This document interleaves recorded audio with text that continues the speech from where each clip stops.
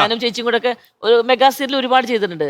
ഓരോ സീൻ കിട്ടുമ്പോൾ ഞങ്ങൾ രണ്ടുപേരും കൂടെ ഒക്കെ ഇരുന്ന് സീൻ വായിക്കുമ്പോൾ ചോദിക്കും, ചേച്ചി ഇത് എന്ത് വായിക്കാം? അപ്പൊ ഞങ്ങള് സജഷൻ പറയും, ഒരു ഒട്ടും ലോജിക്ക് നമുക്ക് ചോദിക്കാം, എന്തൊരു ലോജിക്ക് തോന്നില്ല. ഇതൊക്കെ ഞങ്ങള് പരസ്പരം ഡിസ്കസ് ചെയ്യുന്നതും അവരോട് ചോദിക്കുന്നതൊക്കെയാണ്. പക്ഷെ അവിടെ നിന്ന് ചിലവേ അത് അങ്ങനെ പറഞ്ഞേ പറ്റൂ, നമ്മൾ അതനുസരിക്കും. ഒരു കാര്യം മനസ്സിലാക്കണം, ഞങ്ങളുടെ ഉപജീവന മാർഗമാണിത്.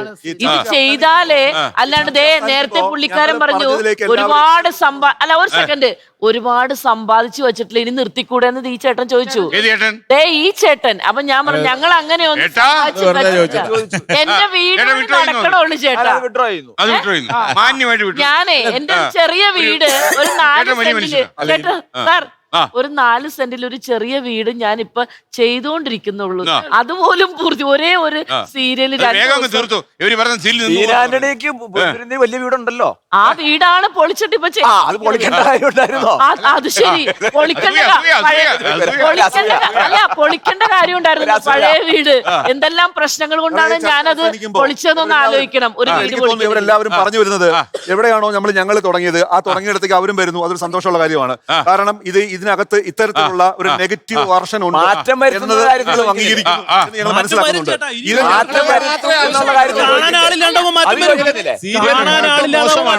സീരിയൽ നടിമാര് അവർക്ക് പണിയില്ലാതെ അവരൊന്നും ഒന്നും ഞങ്ങൾ ആഗ്രഹിച്ചല്ലേ പറഞ്ഞത്. അതിനകത്തുള്ള ചില കാര്യങ്ങൾ 10% 10% കുറച്ചാൽ അത്രയും നല്ല ഒരു വ്യത്യസ്തത ഉണ്ടാവും. അതാണ് ഞങ്ങൾ എന്താ പറയാമെന്ന്.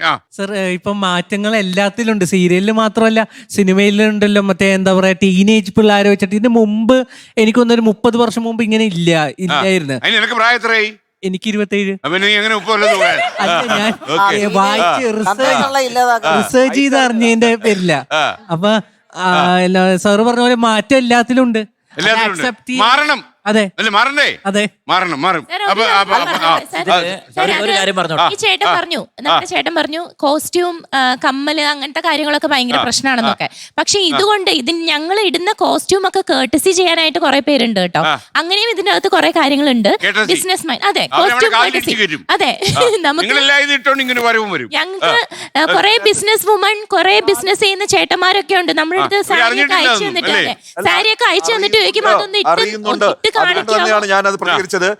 അത് ഈ പുതിയ തലമുറയെയും പഴയ തലമുറയും ഒരേപോലെ സ്വാധീനിക്കും. അവരൊരു ബിസിനസ് സംരംഭം വളർത്താനല്ലേ നോക്കുന്നത്. അതുകൊണ്ട് കുടുംബത്തിനകത്ത് ഉണ്ടാകുന്ന ബുദ്ധിമുട്ടുകളാണ് ഓരോ ടെക്സ്റ്റൈൽസിന്റെ പരസ്യങ്ങളിലും അത് തന്നെയല്ലേ കാണിക്കുന്നത്.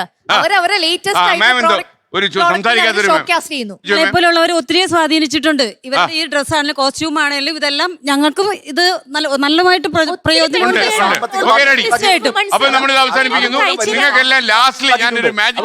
ബാധ്യത എന്നൊന്നും പറയാൻ പറ്റില്ല. ഞങ്ങൾക്ക് നല്ല ഗുണം ചെയ്തിട്ടുണ്ട് അതെല്ലാം.